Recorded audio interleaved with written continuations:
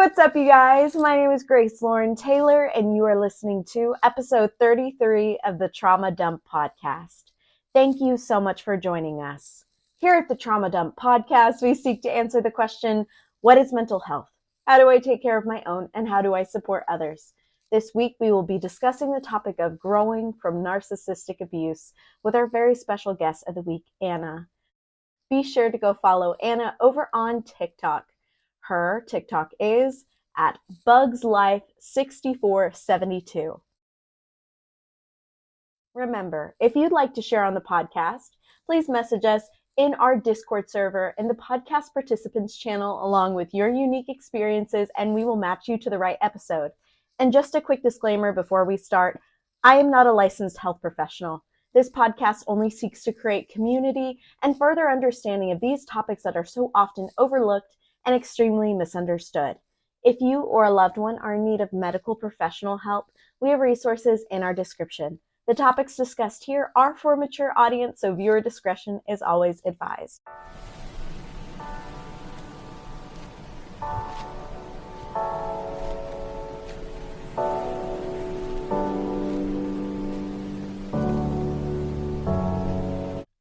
Let's get into the nitty-gritty. What is narcissistic personality disorder? So narcissistic personality disorder is a mental health condition in which people have unreasonably high sense of their own importance.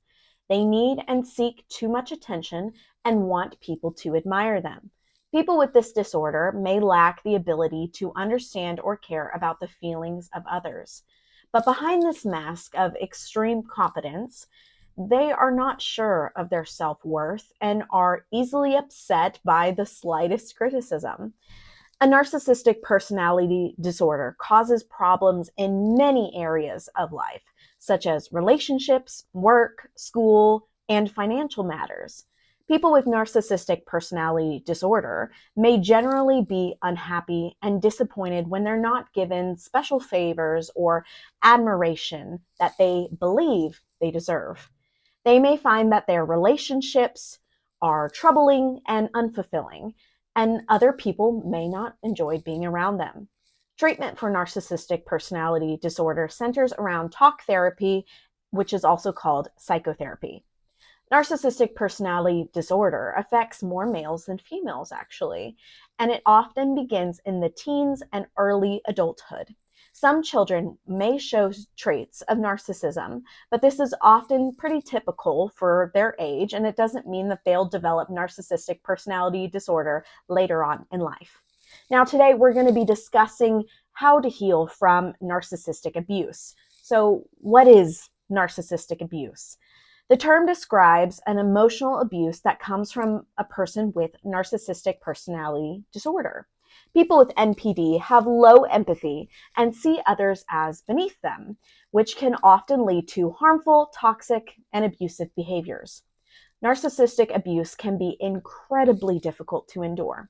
Someone with NPD may use insults, threats, and accusations to manipulate you into doing something that they want. Learning more about narcissistic abuse and talking with an online therapist or a provider can help you cope. The sooner we have a better understanding, the sooner we can begin our healing after emotional abuse from someone with narcissistic personality disorder. One of the most common traits of people with NPD is the constant need for admiration. Over time, narcissistic behavior can isolate a victim and damage their confidence. While its tactics like these allow someone with NPD to control their victim and gain more power in an abusive relationship. Now, I'm going to quote licensed certified social worker and clinician Elizabeth Keown. She says, "Abuse in any form is difficult to discern, but narcissistic abuse is particularly hard to notice, as the toxic relationship and the abuser can present perfect in the beginning.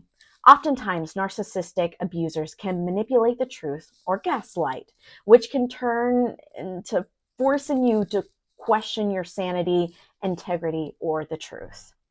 Narcissistic abuse is a form of abuse stemming from narcissistic behaviors. It can be emotional, psychological, or even physical. Narcissistic characteristics include volatile behavior, lack of empathy, and aggression. Narcissistic abuse may include gaslighting, constant criticism, humiliation, and coercion. It's important to recognize that abuse is never the fault of the abused, but is always the fault and the responsibility of the abuser. So today we're going to be talking about narcissistic abuse. And I just want to give this disclaimer. Suicidal thoughts and behavior are very common with any type of abuse survivor. If you think you may hurt yourself or attempt suicide, please get help right away. In the US, please call 911 or your local emergency number immediately. And if you don't know what your local emergency number is, please message us on the podcast Discord and I'll find it for you. You can also contact the suicide hotline. In the US, call or text 988 to reach the 988 Suicide and Crisis Lifeline. They are available 24 hours a day, 7 days a week, and services are always free and completely confidential. And hey, if you like what we're doing here over on the Trauma Dump podcast, please hit the like button and please subscribe to get more amazing content from yours truly. We also have so many different links in our description where you can get help for your mental health. We also have a Patreon if you want to help support our podcast. The link is in the description. And we have a bonfire where you can get custom apparel designed by yours truly. The links are also in the description. Hey, and if you think this is a great episode, what would be pretty cool of you if you could do this for me? If you share it with your friends. It really helps us out a lot over here on the Trauma Dump podcast, and it helps more people become trauma informed.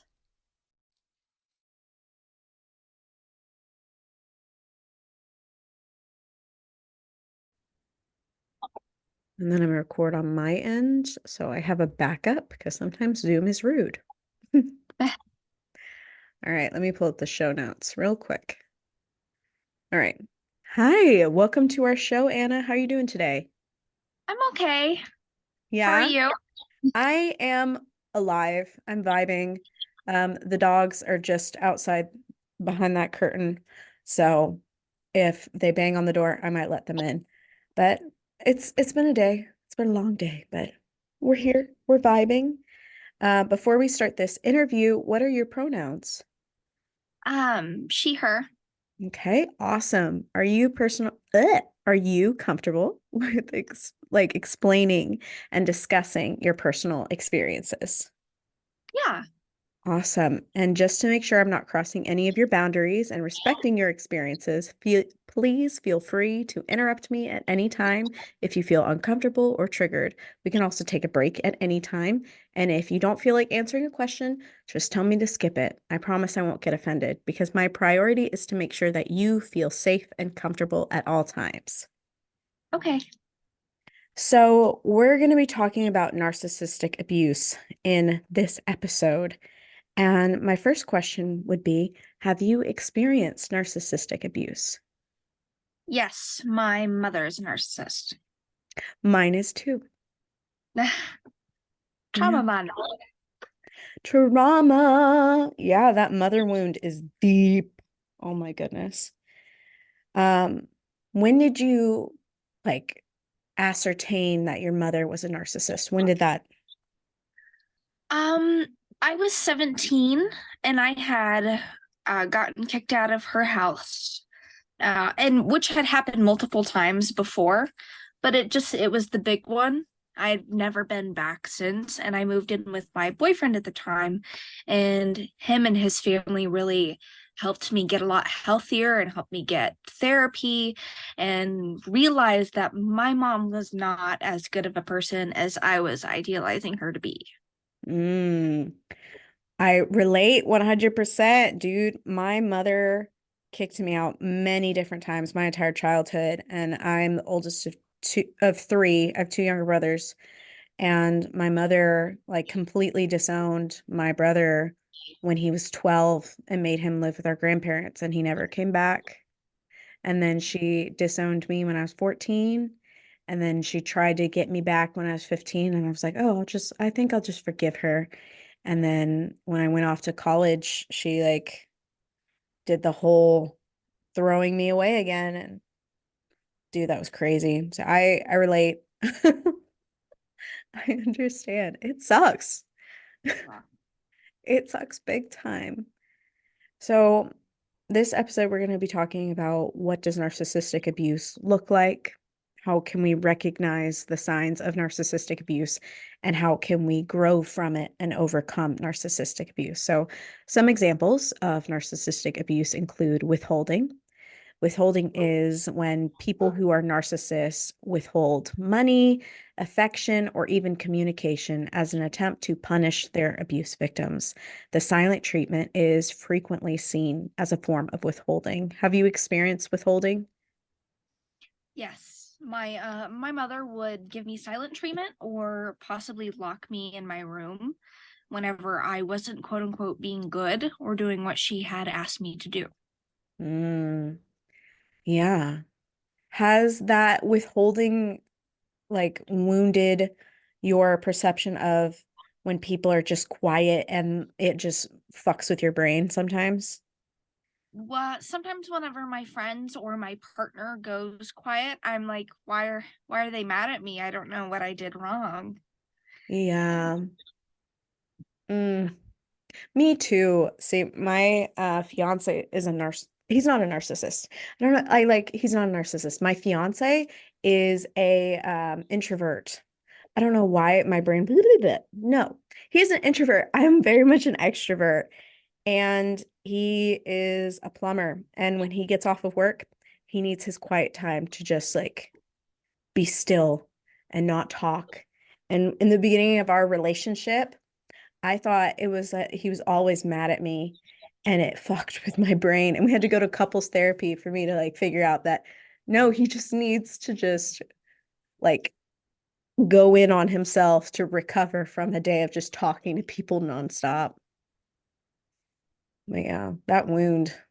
It's such a crazy thing because mothers really do shape us to whatever we're going to be. Yeah.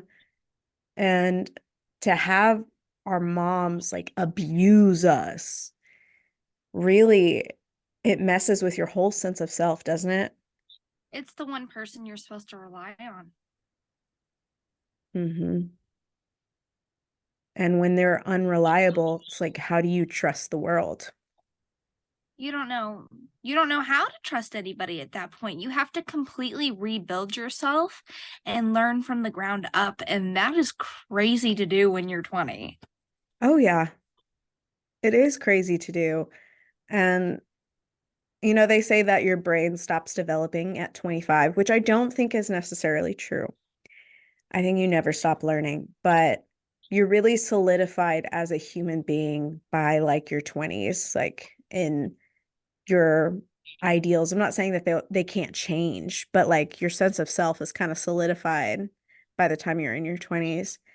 And unlearning a lot of that abuse is very, very difficult, but it's super rewarding to like get out of that mindset and recover and start to recognize that, the abuse happened.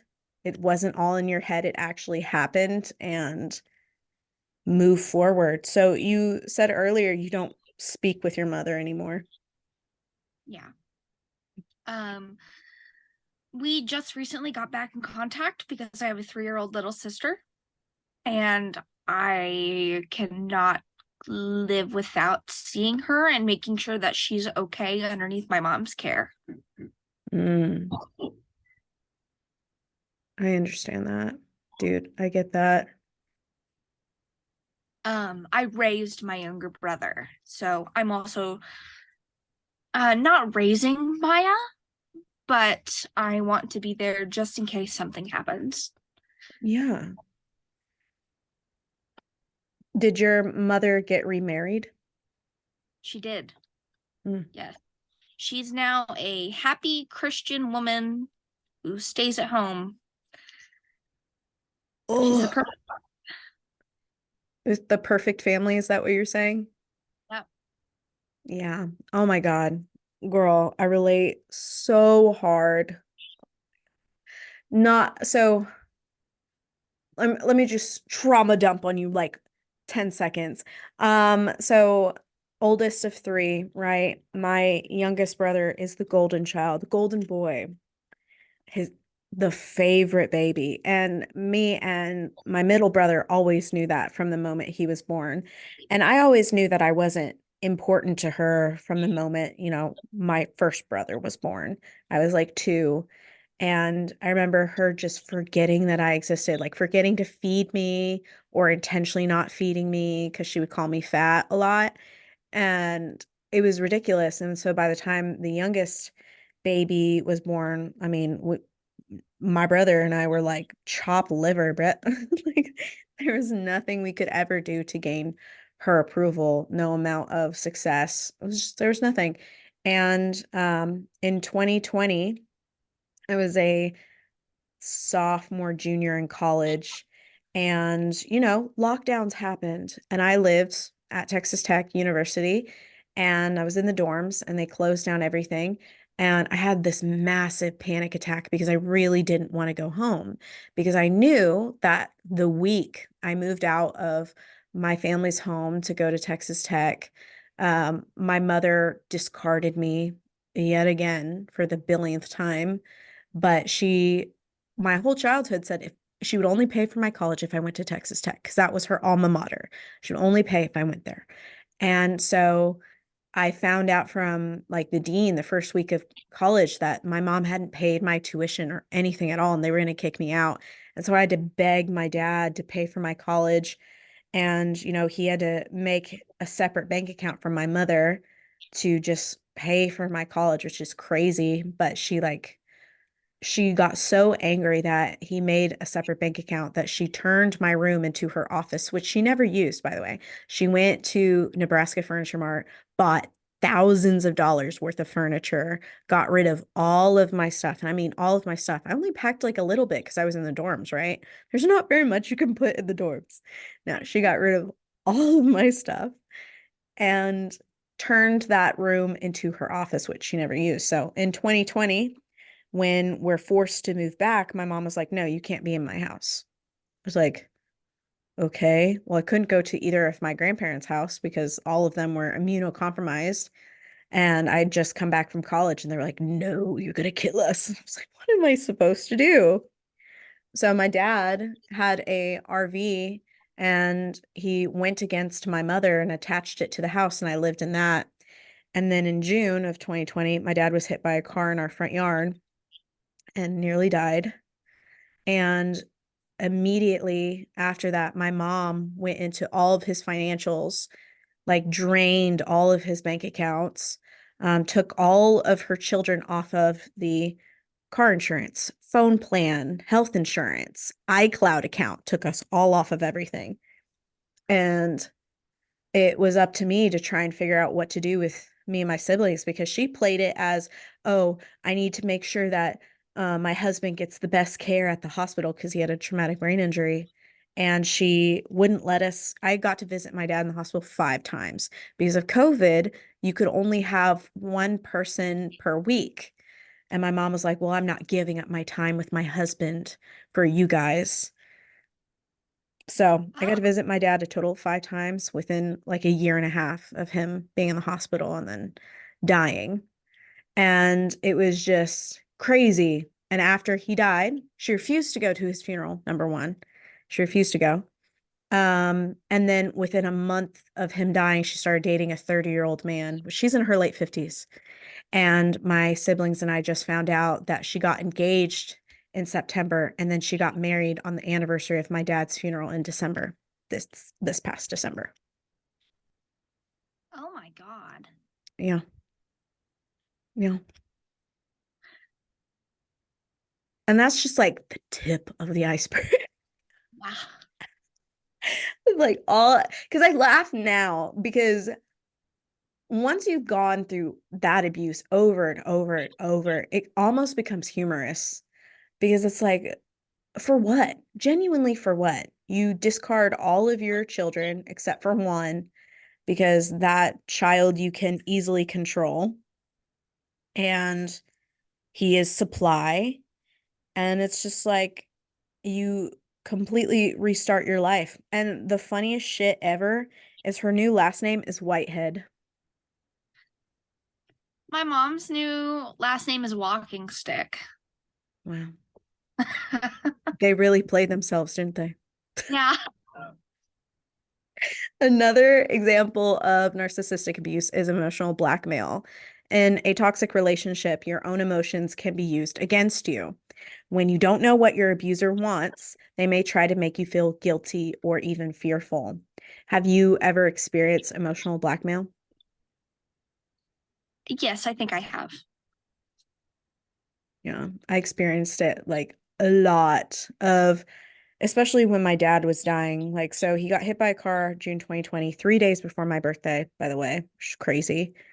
And um, in December of 2020, my mother had this like rageful, it was a weird thing. So my dad's love language was gift giving. He was really good at it. I don't know how it was like voodoo magic. He could always figure out what you wanted or what you needed. And then he upped it 1,000% of just like, and it wasn't that he wanted anything back. He was just really good at gift giving. It was like his specialty. And so my mom, for whatever reason, was like, okay, I'm going to get the kids all of these presents. Mind you, all I asked was shoes because she had thrown out all of my shoes. She had thrown out all of my like clothing, all of my shoes and everything. So I only had 2 pairs of shoes. And so I asked her for tennis shoes because my tennis shoes had been worn out from walking Texas Tech campus all the damn day.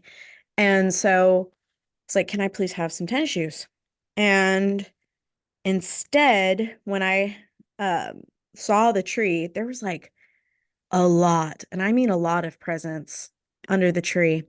And she, every time we did something that she didn't like, she went to the tree and took a present out from the tree, unwrapped it, and said, I'm taking this back. And she kept all the receipts. And then she went to the store like that same day, the week of Christmas, and took the shit back. I didn't even like, bro, I didn't even ask for like, all I asked was for shoes. So when she like was opening the presents and I saw a lot of them were shoes, I was kind of devastated, you know? And she went on this tirade of saying, this is my first Christmas without my husband. How dare you guys treat me this way? Blah, blah, blah, blah, blah, blah, blah. And, I'm trying to keep the peace, right? I just don't want anyone to scream anymore or yell anymore. And a few weeks before Christmas, she suddenly bought a golden retriever puppy, just out of the blue, just bought a golden retriever puppy. And I have a service dog who's a golden retriever. And she posted on Facebook that I stole her dog, which is not her dog. It was my service dog for my seizures. Isn't like what? And so she posted that all over Facebook. So I started getting like random messages from old people that I did not know. I don't know how they got my phone number, but they were like messaging me all the time of saying, bring your mom's dog back, bring your mom's dog back. Like, what? What is going on? And she got a message from, I guess it was a golden retriever breeder who heard the story of like my dad being hit by the car, and my mom went like on these news outlets and talking about her story and about her husband, and oh, my children are so horribly affected, like. And she got the dog for like, I think it was half off or free, I don't remember, but it was an expensive puppy. Golden retrievers are expensive. And did she ever take care of that dog? No. She would tell my siblings and I to take care of her dog because she just can't. She's just so distressed. She just can't do it. She just couldn't do it. I don't know where that dog is now. I haven't heard anything from her about that dog. I don't know if that dog is alive. I hope so. But like, oof. Yeah, Poor thing. poor puppy. Oh my God. I feel so bad. And another like way that narcissists abuse people is through insults, right? Everyone knows that. Verbal abuse like name calling, harsh criticism, and other insults are ways for narcissistic people to chip away at the victim's self-esteem. Abusers will often try to disguise their abusive behavior as sarcasm or jokes. Have you experienced that? Those Yes. jokey jokes? All growing up, my mom would joke about how my clothes were looking smaller on me, or how I was stupid. I have autism, and I was not diagnosed throughout my childhood. Instead, my mom just called me stupid a lot. So that's something that I have a problem with whenever I do something wrong. I think, God, that was stupid of me. But I have to start thinking of something else. Therapy has helped me a lot through that. And it was always just hidden by these thinly veiled little jokes. And she was always really sarcastic about it. So I couldn't really tell if she was being mean or not. But either way, I took it to heart because that hurt. She was my mother. Yeah. Oh, yeah, definitely. Dude, my mom would use like the ploy of saying, well, my mother was so abusive to me, which I didn't know my grandmother until I became an adult. And here's why. Um, my mom would always say, "Oh, my mother's so abusive to me. My mother always had me on diets, called me fat, called me whatever." And then my mom, whenever she went on diets, which my mother is a very obese person. Like, and it's not that like she has any like condition. No, she just eats and eats and eats and eats and doesn't work out. Like that was my whole childhood. And so she would go on these random diets and she would make me go on them and say, "Well, I need your moral support. I need your support. And I can't do it if you don't do it with me. So you need to do it with me." And gave me an eating disorder. And I have hypothyroidism, which my dad also had, and so did like his father. And so I was diagnosed at 8 years old with hypothyroidism, and my weight fluctuates pretty drastically. And it doesn't really matter what I consume or how much I work out, which I do work out, and I can't really consume much because I have a esophagus issue. I can't eat very much. And so, like my whole childhood, my weight was up and down. She would say, "It's about time that you and I went on a diet," or stuff like that, to that effect. And she would go through my clothes and say, "You know what? This is looking a bit too tight on you. How about we go give it away? How about we give it to Goodwill to some skinny girl who would need it?"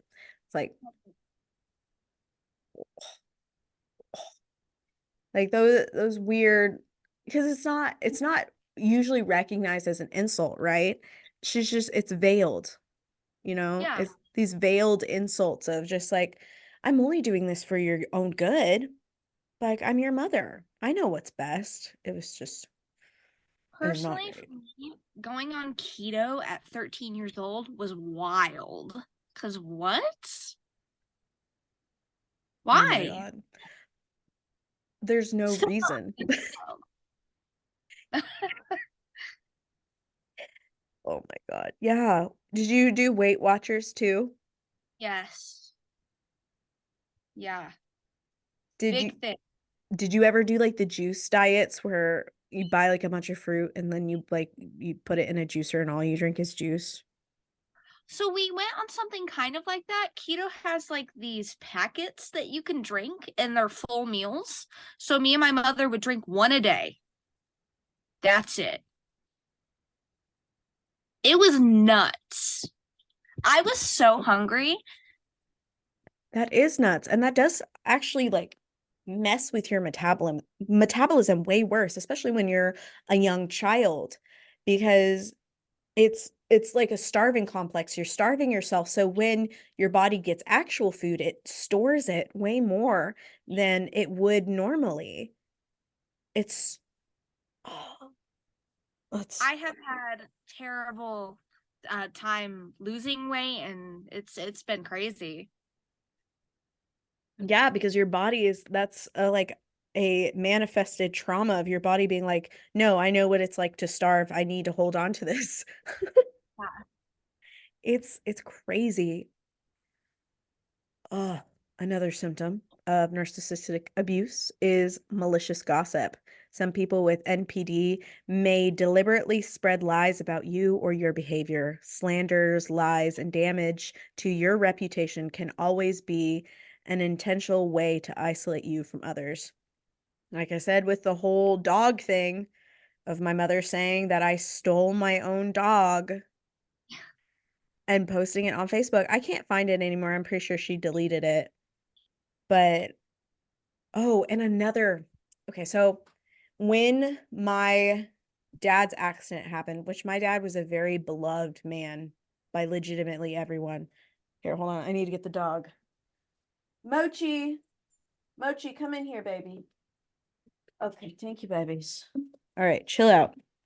Oh, it's okay. It's okay. Oh my God.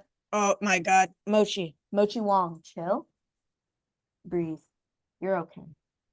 Sorry. She was like scratching at the door, and I don't want her to scratch the door, and just like, Yeah. because we're in an apartment. Let's not do that. Here, let me show the babies. Oh, that's Mochi. Oh my gosh. They're so Mochi. sweet. Mochi, say hello. That's Mochi. And then, whoa, that's going the wrong way. Gigi, Pinktail. That's my service dog. That's Yes, those adorable. the bebis. Say hi to bebis. Okay, lay down. Lay down. She's like, oh, good job. Good sit. Oh, she's coming up. She coming. Oh, Lord, she coming. Okay, so, and another thing. So when my dad was hit by the car, which he was a beloved man, he had thousands, and I mean thousands of Facebook followers. And once the accident happened, my mother took over his Facebook and would post these random, like, very like, oh, woe is me posts. And then she deactivated his Facebook and got like a bunch of people to start following her, right? Her Facebook. And when she disowned me for the final time, right? Of she You still there? It says my internet is unstable. Okay, so she made me homeless in 2021, right after, no, 2020, yeah, 2021, right after my dad died. She made me homeless. And in January 2022, um, I started living with my boyfriend, who's now my fiance, and made me homeless. I was living in my car before then. And I found out through my friends because she blocked me on Facebook, number one, because she didn't want me knowing that she was posting this shit, right? Oh. She blocked me on Facebook, but I have my ways. I have my friends. So my friends would send me screenshots of the random ass shit that she would post about how being a widow was just so difficult, especially since her own children don't want anything to do with her, and how dare they. And again, I would get messages from random ass old ladies saying that I'm a horrible daughter and that I need to just take care of my mother because my mother is suffering and my mother is grieving. And I just blocked those bitches. I was like, what else can you do? I just blocked him. I was like, you have no idea what's going on. And it was crazy. Oh my God, it was crazy. So Mother's Day rolls around, right? Mother's Day is in May or April, somewhere around there. May? I May. think May. And, you know, she's an abuser. What does she post on Facebook? She's like, calling all mamas. Today you gotta show yourself some love and be a boss bitch. Just because your kids don't text you, whatever. They don't deserve you. You spent 18 years of your life slaving away for these little shits. That's fine. Today you go out and you live your best life. Go spend your husband's money or something to that effect. It was just like, That gives me the ick. and my friend said that to me. And it was like, this woman is crazy. Like, yeah, I've known. I've been knowing. Yeah. Wild. Wild. Wild. Mochi. Stop chewing on my cords, bro. Another way that narcissists abuse their victims is through sabotage. Narcissism may cause someone to take steps to sabotage your career, your relationship, or any other aspect of your life. This can be a way to keep you under their thumb and strengthen their power over you. Has your mom ever tried to sabotage you? My mom has sabotaged basically every single one of my relationships. Any serious relationship I've ever had, it's mainly we've broken up because my mom has put it in the head that I either wasn't good enough for them or yeah, it was crazy. Oh my God. You just unlocked a memory in my brain. Dude, before my dad died, I was dating this guy named Brendan. Fuck you, Brendan. I don't fuck you, Brendan. Not the Brendan that has been on my like podcast. For those of you listening, not that Brendan. No, different Brendan. So Brendan was really obsessed with bodybuilding. And when my dad was dying, I was dating him. Big mistake. My brothers hated him, would tell me all the time to break up with him, which we did eventually. But I remember one weekend we drove from Texas Tech, from Lubbock to Dallas to go see my dad. And we were in my childhood backyard, which is a couple acres, mind you. And my mother asked Brendan to push my dad around because she's like, oh, you have such big, strong muscles. And us ladies, it's just so hard to push him around the backyard. Will you push him for us? He was like, no problem. And then he pushed my dad like under a tree, and I sat with my dad, and she was like, Brendan, can I talk to you for a little bit? Just you and me. And I was like, what is happening? What are you guys talking about? And she went off with him for hours, hours. I'm not even kidding, hours. Like the shuttle from the like home had already picked my dad up to take him back to wherever he was. And I went up to them, and she went like with the finger, just like 1 second, and they were talking about me. And so after, I was like, yo, what are you guys talking about? And she was like, it's just between him and me, it has nothing to do with you. Like, why are you talking to my boyfriend for hours if it doesn't pertain to me? And I even asked him, I was like, what are you guys talking about? And he was like, oh, she swore me to secrecy, so I can't tell you. I didn't find out until after we had broken up from a mutual friend the bullshit that she said about me, that she said I was a manipulator, that I was faking my seizures, that I was just a drama queen, that I was a cheater, that I had cheated in a lot of hi Mochi, that I had cheated in a lot of relationships. It was just wild. Like, for what? Why? So yeah, I don't know if she was intentionally trying to sabotage the relationship. I guess she did, because the final straw of our relationship was I got a call from my mother that my dad was about to die, and I got, very suicidal. As one does. And I started to slam my head into the concrete outside and gave myself a severe hematoma. And he witnessed it, right? And he thought I was just trying to manipulate him. I don't know. I don't know. So he took me to the psych ward and institutionalized me, which, like, vibes, that's the right thing to do. But then he broke up with me and then started dating his girl best friend like a week later. Oh my God. Yeah. It's always the one they tell you not to worry about. It is always the one they tell you not to worry about, isn't it? Yeah. So that fucked with my trust issues, honestly. Then the last and final one that we're going to list of like narcissistic abuse symptoms are accusations. When you're in a romantic relationship with a narcissistic person, you may be accused of lying, stealing, cheating, or other negative behaviors. Being wrongfully accused can put you on the defensive, which can help deflect from the behaviors and actions of someone with narcissistic personality disorder. And it's the same thing with like a parental relationship too. Like false accusations really does fuck with your sense of self too. It really, really does. Oh, Demochi just bit my toe. That was so When rude, I was Mochi. like 11, I think, I was on a Facebook group with a bunch of other kids my age. And my mom had gotten me this pink tank top with yellow trim on it. And it was the first girly thing that I ever owned. I basically dressed like Adam Sandler before then. And my mom made me wear it, and I fucking hated it. So I ended up taking a picture of myself and posting it on Facebook so maybe I could get more comments, likes, up my confidence, you know, how a 11-year-old child does.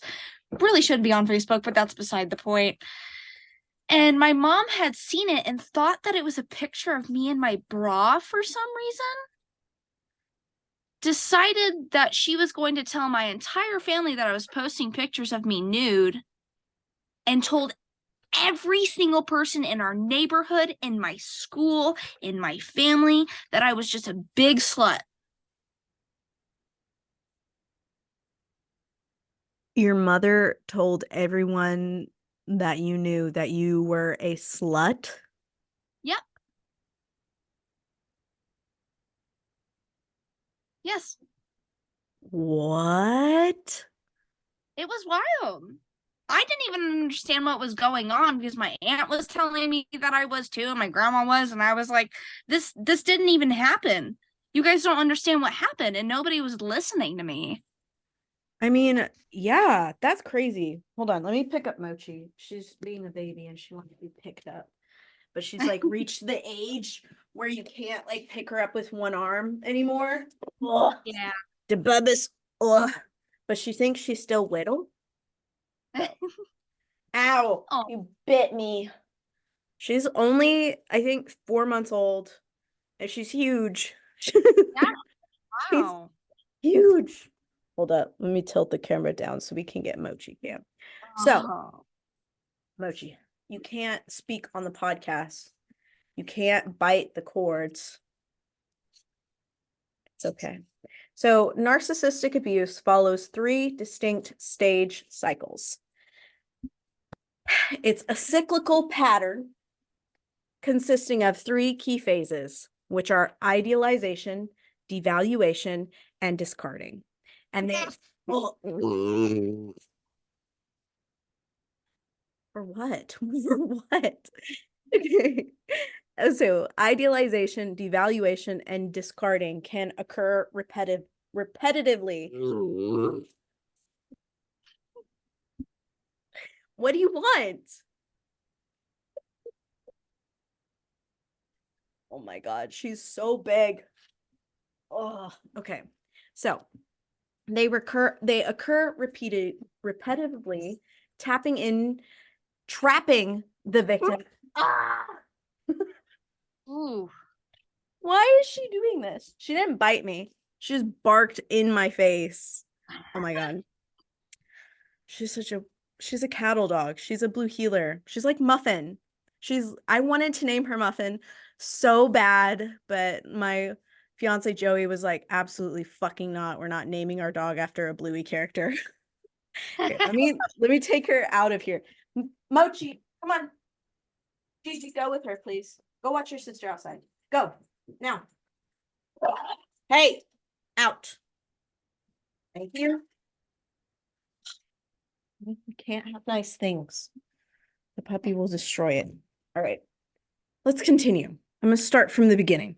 So, narcissistic abuse follows 3 distinct stage cycles. The narcissistic abuse follows a distinct and cyclical pattern consisting of 3 key phases: idealization, devaluation, and discarding, which can occur repetitively, which traps a victim into a continuous loop of emotional turmoil. So, the idealization phase. Phase 1. This initial stage is characterized by excessive admiration and attention, which is also called the love bombing stage. The narcissist projects an idealized image of themselves, showing charm, empathy, affection to lure in the victim into a relationship, or if you already are in a parent child relationship, it's like they're showing off their child to the world, being like, oh, this is just, look at my child. I made this. This thing is just so perfect, so beautiful. During this phase, the victim often experiences a heightened sense of emotional connection and well-being, being unaware of manipulative undercurrents. You know about this phase, don't you? Your face, I could tell. Yeah. Yeah. It would always be after we got into an argument or something and she'd be crying and then she'd come into my room and say, "You know I love you, right? Give me a hug, please." And it's like, "I do love you. You're my mom." But oh my God. Yeah. So the way that my mother would do that stage, the love bombing, was she was a very big party planner, especially for birthdays. She went balls to the wall, all out for those birthday parties. Like it was insane, spent like thousands and thousands of dollars. And she would invite so many people, most of the people I didn't know, right? She would invite people from the grocery store, people from our neighborhood, especially people from our church that I was not friends with, people from Girl Scouts. It was a lot of people that I wasn't friends with. And she would go all out. She would spend weeks planning it. She would make these giant cakes. She would always have goodie bags. And, it was a lot of fun, right? But right after my birthday,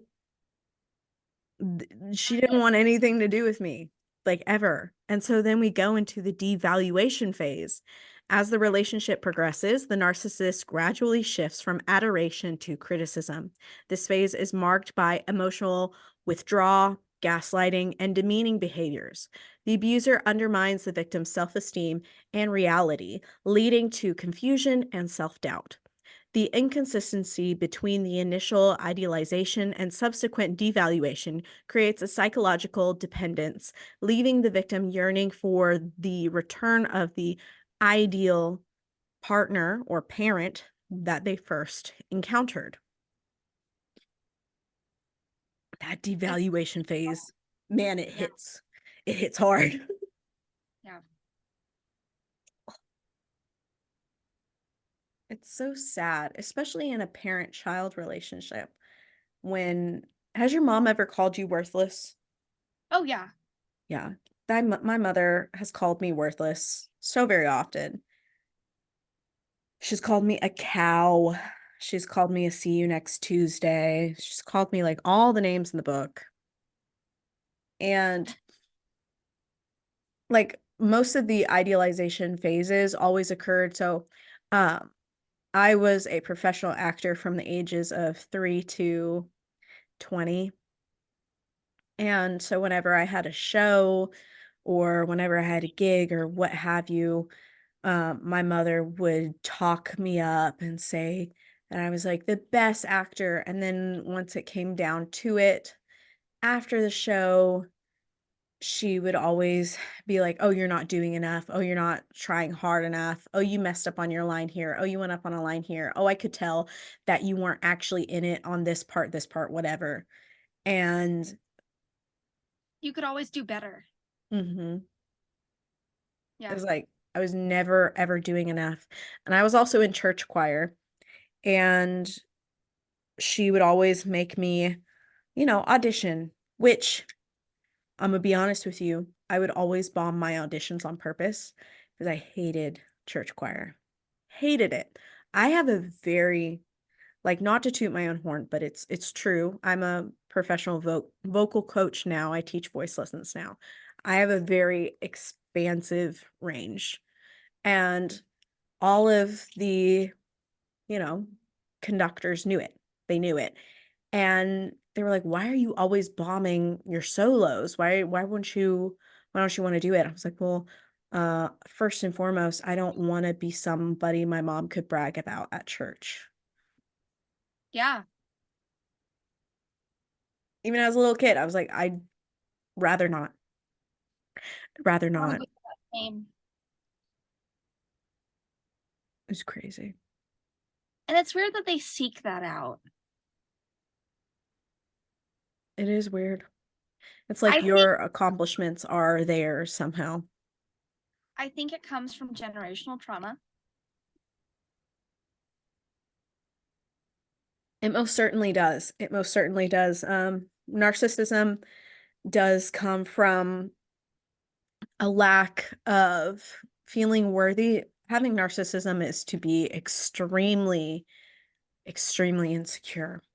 Insecure in your attachments, insecure in your self-worth, insecure in legitimately everything about you, that you put on this huge facade, and then over time that facade alters your mental state, and you have to continuously overcompensate for the lack of feeling worthy.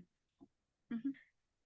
And the next stage is the discarding phase, which Anna and I are like pros at being. In this final stage, the narcissist may abruptly end the relationship or gradually become more and more and more distant. This phase can involve emotional, psychological, or even physical abandonment. The victim, already eroded by the constant devaluation, is left feeling worthless and devastated. However, this discarding is not often permanent. Narcissists may return to their previous victims, restarting the cycle with a renewed phase of idealization. Understanding these cycles is crucial for recognizing the signs of narcissistic abuse when it is happening. Victims often feel trapped in the cycle due to a complex mix of emotional dependency, diminished self-esteem, and the intermittent reinforcement of affection and attention. Breaking free requires awareness, support, and often professional guidance to navigate the deeply ingrained psychological impacts of such abuse. I'm going to go to my next question. How has this abuse impacted you? How has this abuse impacted me personally? I mean, it's kind of it's a hard subject for me to really speak on. I'd say it's given me a lot of insecurities in not only who I am, but in other people. I cannot trust anybody. And this is the first healthy relationship that I've ever been in. And I'm now in therapy and I have an autism diagnosis.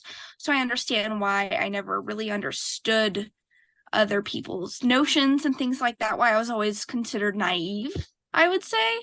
I get those things now, but I shouldn't have had to learn them now.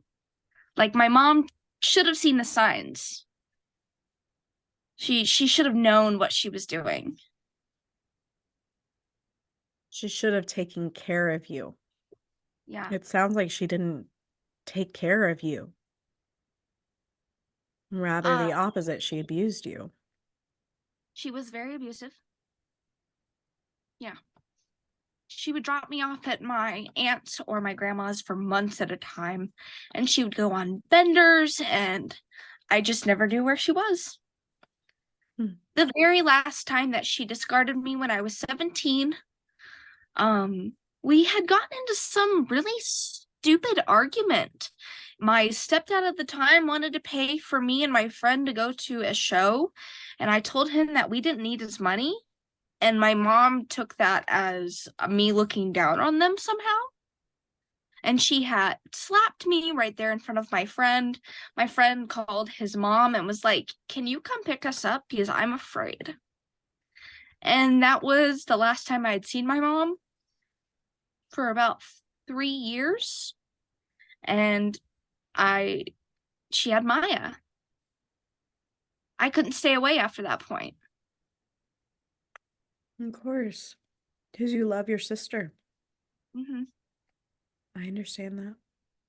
It's like she's utilizing your baby sister as a flying monkey to bring you back in.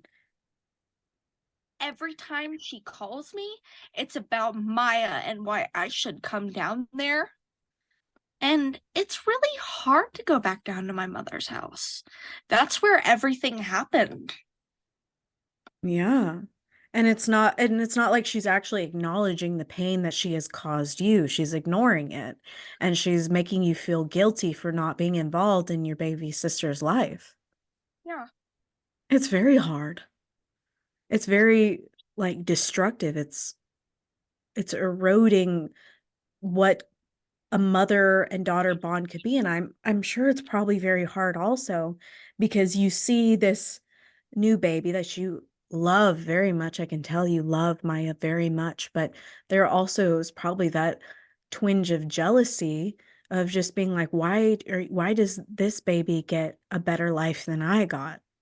It hurts. How could you change for her but not for me? I just wasn't worth changing for, I suppose.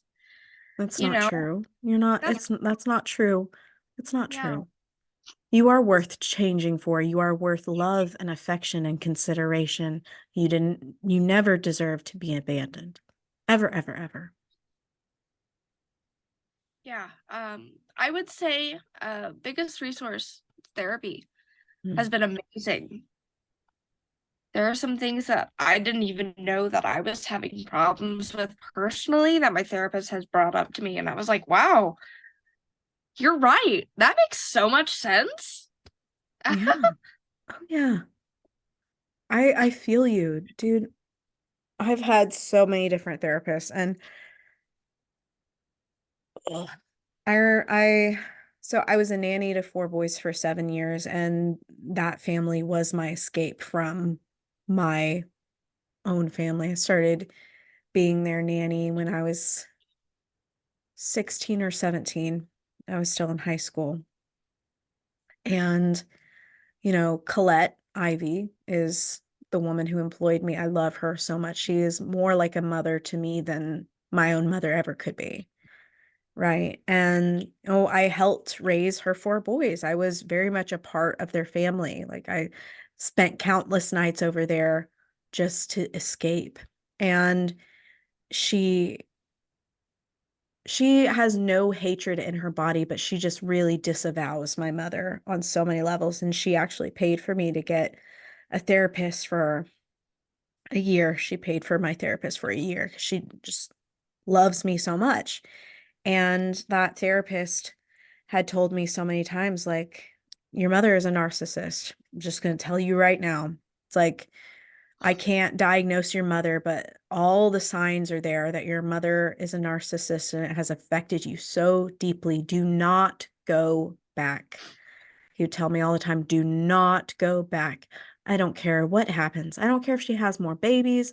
I don't care what happens because you have a history of suicidal ideations and suicide attempts. It is not worth your life. It's not worth your life. You got to restart. You got to recenter yourself as the most important person in your life. Love yourself with all the compassion and understanding that you never got from your mother, that you got from your father who is now gone. Love yourself and move forward. And he was such a great therapist. He really was. He genuinely cared. And he's such an old man. He quit his practice, but he has been the one who has like really encouraged me to do this podcast. He's been one of my therapists that was like, you got to do this. He's like, you always so has to say in every episode, you are not a licensed professional counselor, okay? But continue. He's like, continue to do it.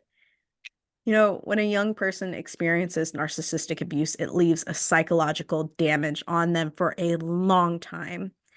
The emotional toll that ensues can also stunt the growth and development of a child.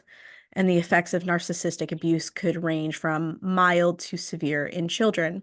Some survivors can recover from it, while some survivors sustain lifelong damage. A few symptoms that result from narcissistic abuse include anxiety, depression, post-traumatic stress disorder, and a loss of self-worth.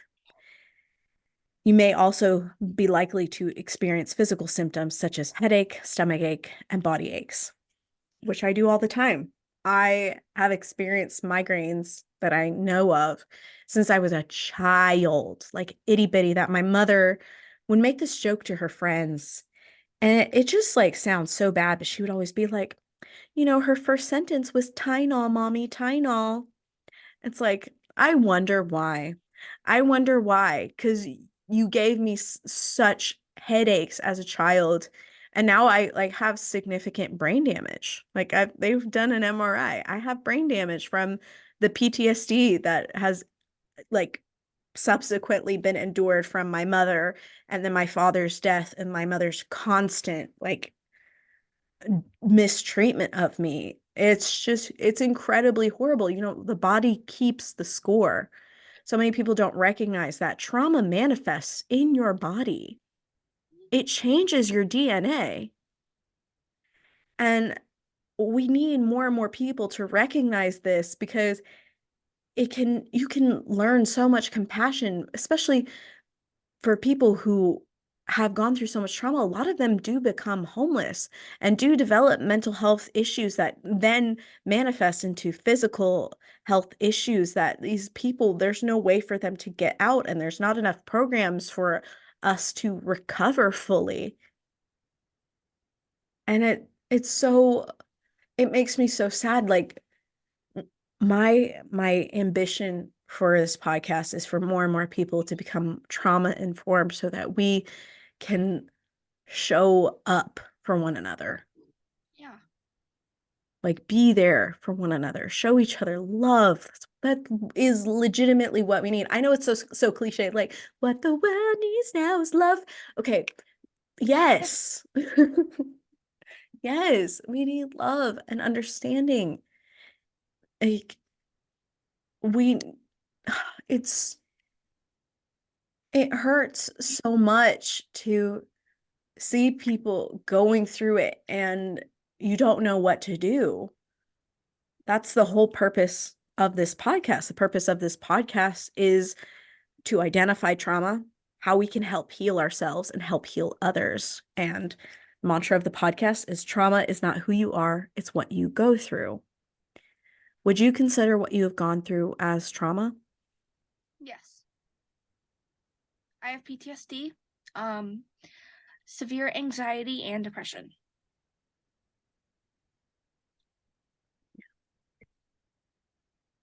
It's not fair. It's really not fair.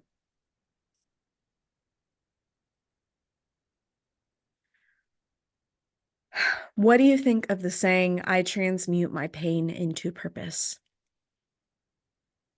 Honestly, it has helped me so much. Because if I can't do that, what can I do about it? Does that make sense? Yes. Yeah.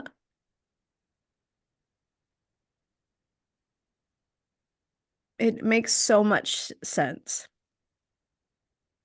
There's not a lot of whole things I can control about my trauma, but I can control how I react to it Mhm. and what I do from here on to make myself better.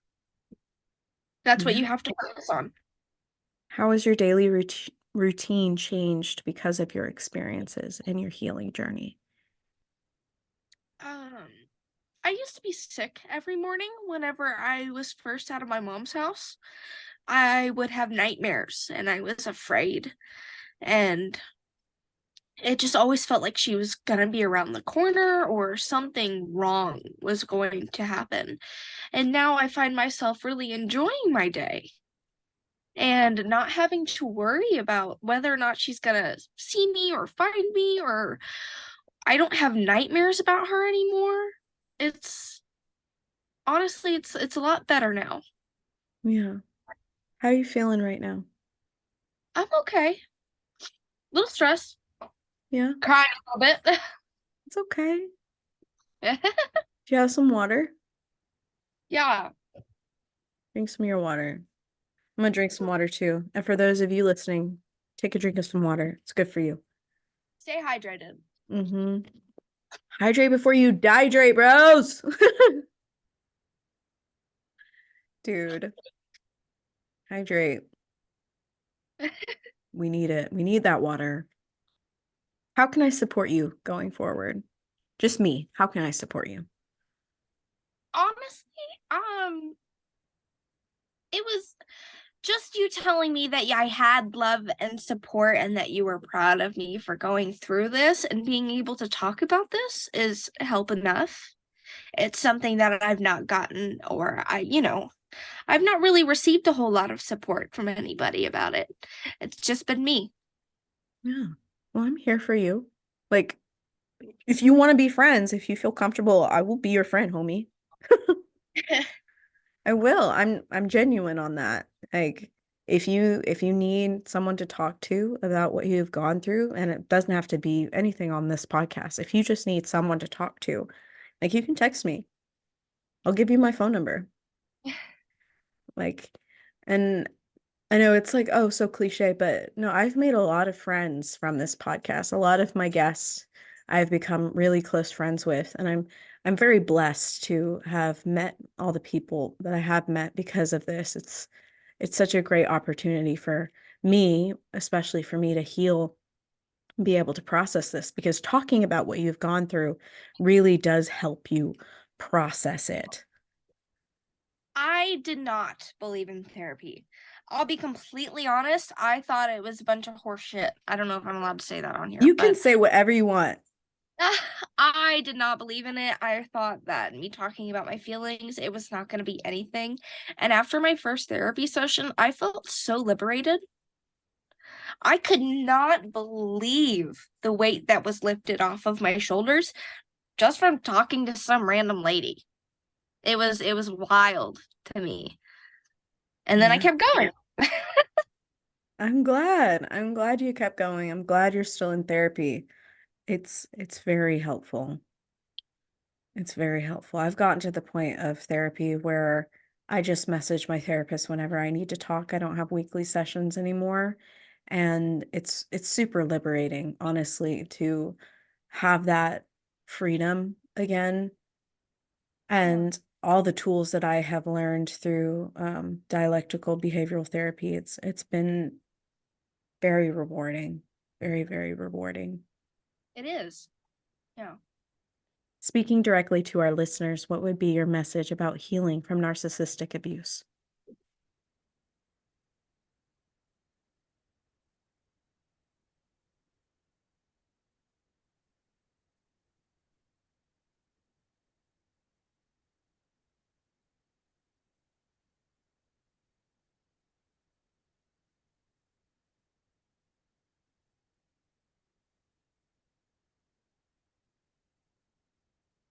You thinking? Yeah. Take your It's quite. time. Take your time. Were you asking me that? Yeah. What would be your message about healing from narcissistic abuse? Um,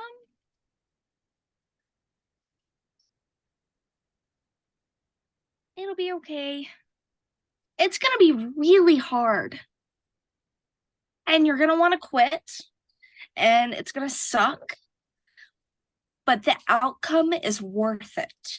I was suicidal for a really long time because I just didn't see myself making it through it. I didn't see myself making it past 13 years old.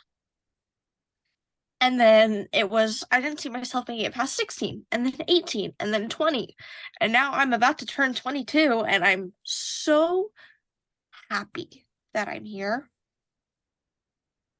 And if anybody is afraid to take that jump to keep pushing, I think they should. And I would love to support whoever. Yeah. Yeah, definitely.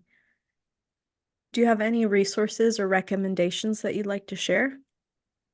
Um, there is a domestic abuse hotline that you can specifically call and talk to them about narcissistic abuse. They have a line that you can go and speak to them with.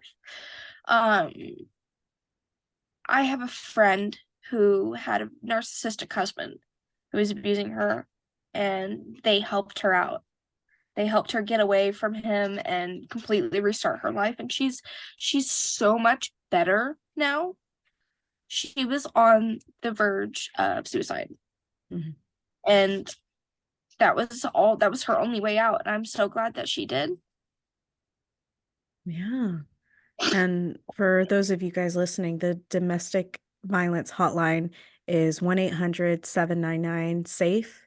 That is 1-800-799-7233. Or you can text START to 88788. And it's completely free, completely confidential. They're open 24 hours a day, 7 days a week. And also, the suicide crisis lifeline is 988. You could call or text any day or night. Again, completely free and completely confidential. You know, recovering from narcissistic abuse is difficult, but it's extremely rewarding. Ways to recover is by informing yourself, learning about narcissistic behavior, becoming aware of the signs of narcissistic abuse, and labeling it for what it is. You can also find a support group or network of support and connection with others who have also gone through similar experiences. You can reach out to me or Anna if you need someone to reach out to. Like, we're here. Also, talking with a healthcare professional, a counselor, or a therapist can help people through a recovery program. And last but not least, practicing self-care, including quality sleep, good nutrition, exercise, and rest. When I finally got out of my, abusive situation with my mom, I was having so many fucking seizures all the time. And my fiance really enabled me, and I'm so grateful to him for enabling me to stop working. I'm trying to get on disability for the seizures because like my workplaces all saw it. I had seizures at work. Like they had to frequently call him to come get me because I was endangering myself. But he told me, we had a conversation of him telling me, like, I don't want you to work anymore. I need you to rest. I need you to recover. I need you to be okay. I need you to be alive. And it has helped me so much. I have less frequent seizures now than I have ever had. Have full ability to work on this podcast, to do research, to talk to you guys, to help you guys out, to make these episodes. Like, I feel so blessed and in like a very fortunate situation where I have someone who can provide for me. And I know that's very uncommon. And I know I'm very lucky for that. And I'm never ever going to take him for granted. Like, he is the best person in my life by far. And I just, I'm so grateful. I am so grateful.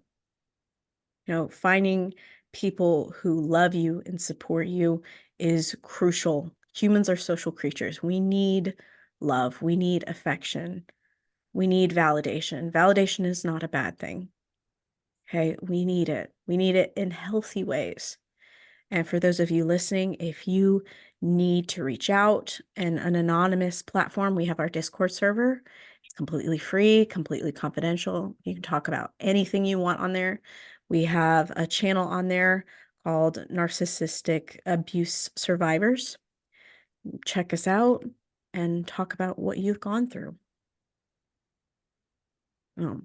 Anna, thank you. Thank you so much for sharing. I really appreciate it. Yeah, it was a good time. It was a good time. Crying. It was a good time.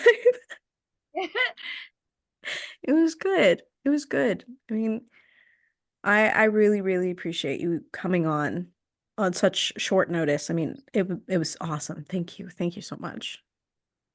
I appreciate the opportunity. I think it's really cool. Thank you. Well, you guys can go follow Anna on TikTok.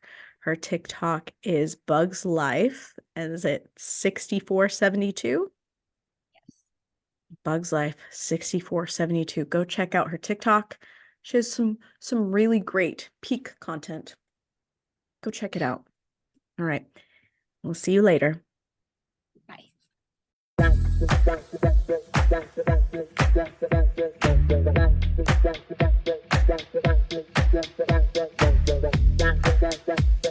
If you're watching us over on YouTube, here are our memes of the week, carefully curated from the amazing people over on our Discord server. Now let's get into those memes.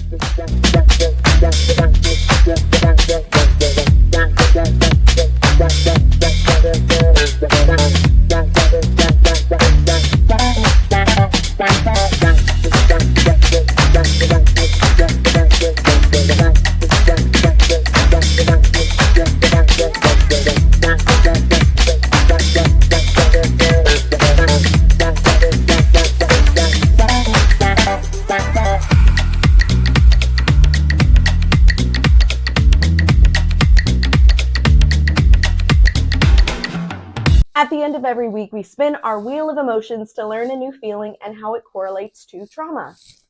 Spin the wheel. Ooh. It landed in between insecure and anxious. So inadequate and worried are the words we're going to focus on today when talking about our words of the week. The feeling of being insecure, worried, feeling inadequate. Inadequacy is something that is very common in abuse survivors, especially those of us that have suffered from narcissistic abuse. And it's because our abusers do everything in their power to make us feel like we're never doing enough.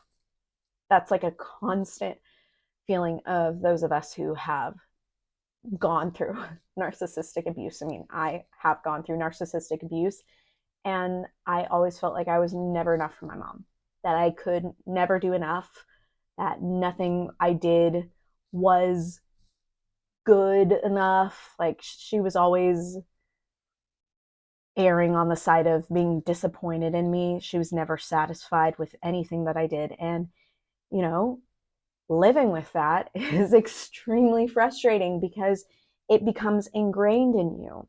I became a perfectionist from a very young age, and it's extremely unhealthy. And some of the unhealthy coping mechanisms I use to get through that feeling of inadequacy was I became a people pleaser. I tried to do everything in my power to get people to like me. And I changed myself in a matter of ways. I lost a lot of my own personal morals and values to fit how other people wanted me to be. And I lost myself, especially in college, when I finally got away from my narcissistic abuser and I kind of fell into the trap of other abusers and other forms of abuse.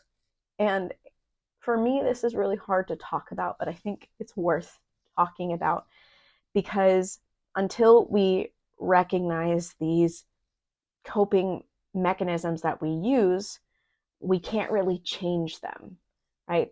My negative coping mechanism was altering myself to fit what other people wanted rather than staying true to myself and what I wanted and pursuing the goals that I wanted to pursue. And so now I'm 23 years old. As an adult, I have to constantly stop myself from overgiving, which gift giving is one of the ways that I show love. But I have to stop myself from overgiving because, you know, one gift is enough. Me being kind and showing affection with one gift is enough. I don't need to overgive. You know, that was something that was kind of ingrained in me as a child, was the importance of birthdays, and you have to do everything in your realm of possibility to make your mother happy. And now it has like twisted my sense of self, where I'm like, I need to do everything in my capacity to make sure my friends don't leave me, because my mother constantly discarded me because I wasn't doing enough. And so I felt inadequate. Self-soothing is one of the ways that I have been able to cope with this, and actually talking to my friends about how I feel and asking them how they feel and what they expect of me has been also really helpful, because once I understand expectations, I can understand my own limitations, because I don't ever want to really be close with someone who only wants things from me or only expects me to serve them, right? That's not mutual. And that feeling of inadequacy over time has gone away with a lot of work. And I mean a lot of work. I'm in therapy. I talk with my therapist about this. I talk with my friends about this. And I start to validate myself, validate my feelings. And over time, I've grown. I have. And I'm really proud of myself, because I'm in a much different place than I was a year ago, 2 years ago, and a much different place than I was 3 years ago.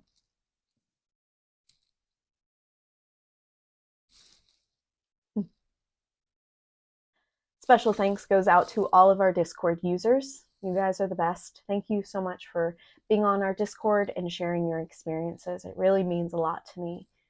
If you'd like to support our podcast, we have a Patreon. Different tiers can get you a bracelet, which is a handmade bracelet made by me, Grace. Oh, I made it all myself. I also make other jewelry, but I'll make you anything you want. Like waist beads, bracelets, necklaces, rings. I got you, bro. If you want to support me on Patreon, I'll make you something. We also have a bonfire where you can get custom apparel designed by yours truly. The links to both are in our description. Any support helps us out so much. So if you feel compelled to, please like this video, share it with your friends, and subscribe to us over on YouTube. Remember, you are capable of a fulfilling life in spite of your circumstances and your trauma.